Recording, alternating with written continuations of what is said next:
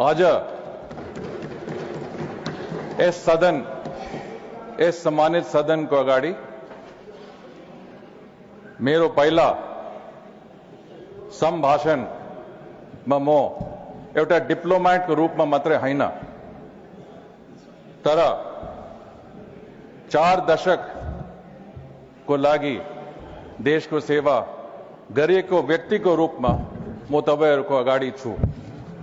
आज देश को सेवा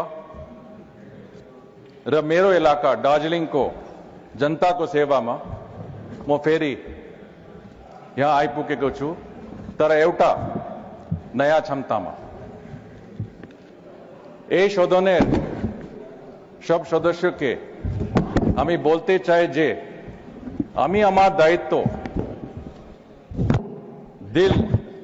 দিল দিয়ে ভালোভাবে পালন করব।